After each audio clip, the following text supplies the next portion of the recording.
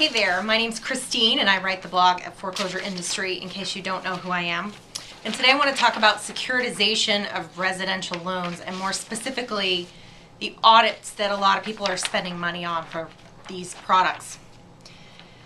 Last week I wrote a post on the Foreclosure Industry blog called Do It Yourself Researching Securitization of Your Loan. And the reason I wrote that post is because I've received several emails and even more since I posted from people asking for help on researching the securitization of their loans. Now I'm giving away this information for free because specifically a couple of people have said, well, I paid a lot of money for these reports and the reports are terrible, they don't tell me anything, or they're inconclusive or whatever. So the explanation of what I'm about to share with you might seem a little first grade with the circles on the paper. I just put the handout that I'm using in this video on the blog so you can take a look at that if you need further clarification on how to get started doing that. Securitization is kind of complicated for a lot of people, and so I think that the handout makes it a lot easier for people to understand. Now, this is the first time I've shared this information with anyone publicly.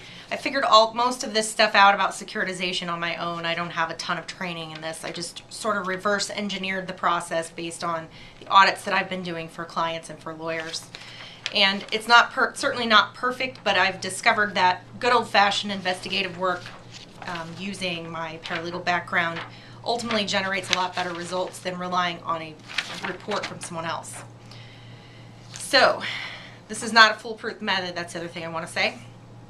I think it's really foolish to allege that a certain mortgage pool owns a loan when you lack any evidence. So my system is specific to the practices and patterns for the parties involved. But if I was going to do a serious investigation into multiple transfers of loans, which I don't normally do in the normal course of investigating a loan, this is the way I would do it. So for some of you that just want to know, this method might also figure out the transfers in between the loans origination and the pool. But if you know the pool's name, write that in the box in the third page, and I'll get to that handout on the third step. I'll show you the handout in just a second. The other thing I want to mention is sometimes in the securitization process, I know that there's supposed to be several transfers, but in most of the things I've looked at, there's only been one or two. And my research suggests that the requirements were related to making it legally difficult to pull the loan back out of the pool during bankruptcy proceedings. But we know that what the banks were supposed to do and what they actually did are two different things. So the first thing I do is I start with a blank piece of paper. This is, and again, this is on the blog, but I have 3 boxes, or 3 lines in this particular case, where I just write in the information that I know, and then I try to figure out the missing information through investigation. Now, once you fill in the information you have, start by investigating that party. So, for example, I use the term nationwide loans in the blog post. I know, at least through my own personal investigation, that they were securitizing everything they were originating. So in this particular case, I happen to think that if you're looking at one of those loans from them that was originated by them, it probably was at least intended to be in the pool within 30 days. But you can do research. So let's say your loan was brokered by a mortgage broker. If you still know that person, you can call them, send them an email, ask them what happened to the loan, or how they were funding it. You can ask them for more information. You can also check on their status with your state's licensing agency, and depending on how they were licensed, that might help you find more information. A mortgage banker is lending its own money and a broker is loaning other people's money. Sometimes they were funding off a line of credit. So conversely, if the originating lender is not a broker, you can probably find out just about everything you want to know on the internet, especially if it's a known bank. So I recently investigated a loan on behalf of an attorney where I knew the names of the originating party and who the loan was sold to. So this particular client was able to go back to the broker and find out who bought it. Now the third step in the example in the blog, because I knew the second link in the chain was a well-known bank, I was able to find out exactly what happened to the loan after its origination. So I found out on the internet that Nationwide Loans was securitizing and packaging everything they generated.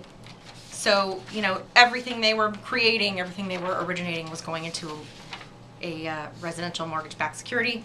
Now, they were also loaning money through warehouse lines of credit and acquiring loans that way.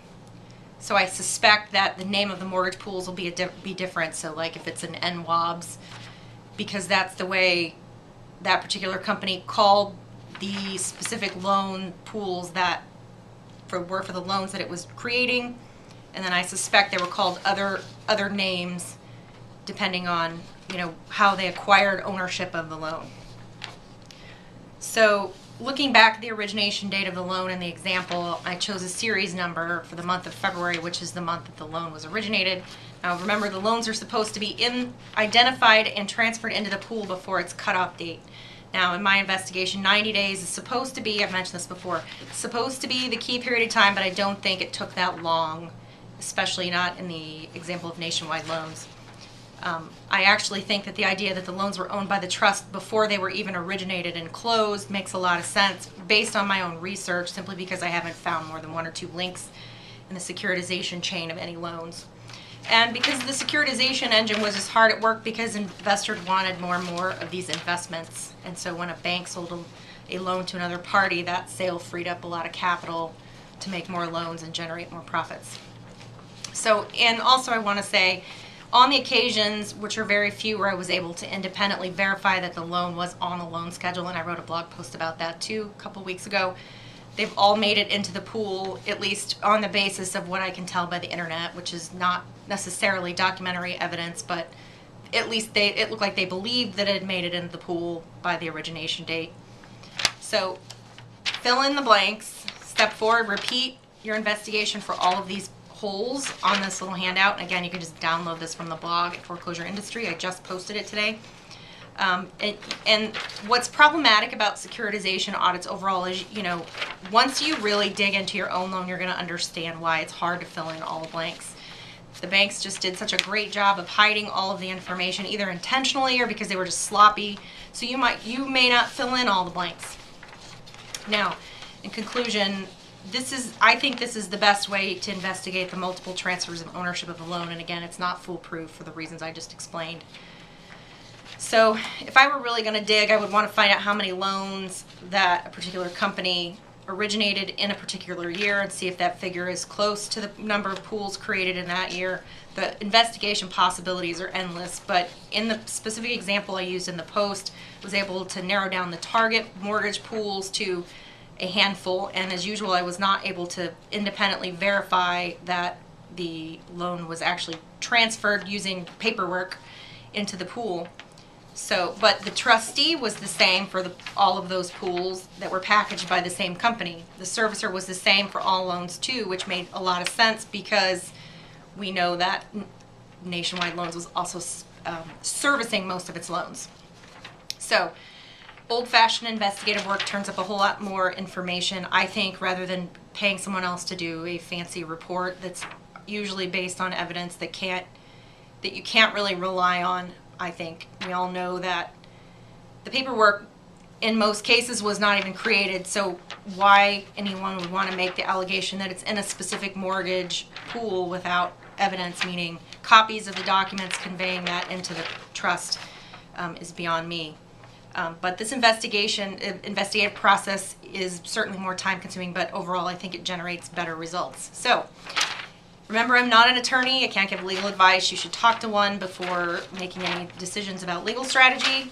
Don't forget, I have this fancy first grade handout on the blog. You can download it and use it as the basis for your own investigation.